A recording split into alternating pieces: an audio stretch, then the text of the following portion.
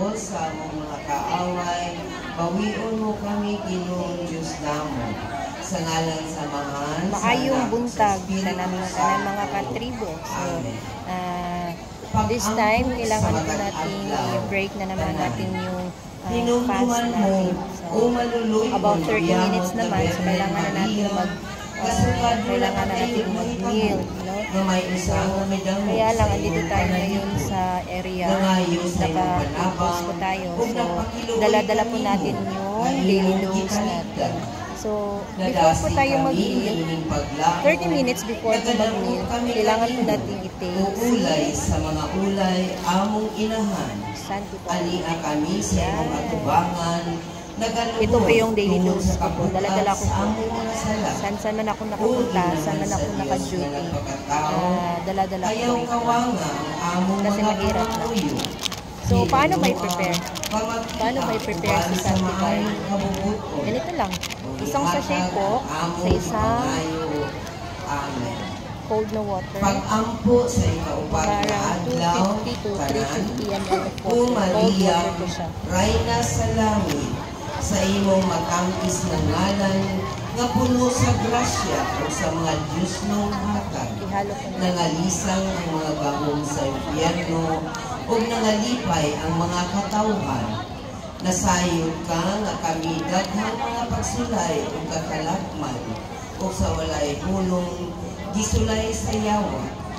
Ayaw itugot, makaragahong nga rayna, nga mabuntog kami sa mga kaaway sa kalat. Inunua, liguna ang among mga kasing-kasing sa Diyos ng nga grasya, aron sa imong panabang, makadaog kami sa mga pagsulay sa yawa, o mabuntog ang iyang binuhatan. O karon, may nilaong kami kanimo, nangamuyo kami nga ipadangat mo kanamo ang mga kaayuhan. Ganun lang po kasimple na i-prepare yung barley juice natin. Amen. Mag-ampo sa ilong. Init siya diri guys. Wala man po. Maghimaya ka Maria, puno ka sa grasya, ang Ginoo anaa kanimo, bulahan ka sa mga babae nga tanan, ug bulahan mo sa ang bunga sa tiyan mo nga si Jesus.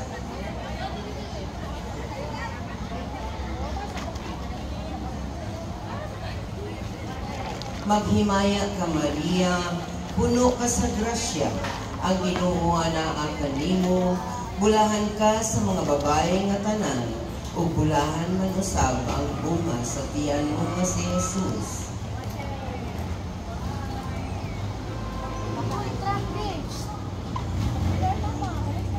Maghimaya ka Maria, puno ka sa grasya, ang Ginoo anaa kanimo, bulahan ka sa mga babae nga tanan, ug bulahan man usab ang bunga sa tiyan mo nga si Jesus.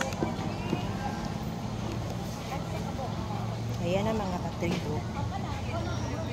Barley juice. Himaya sa mahal o sana sa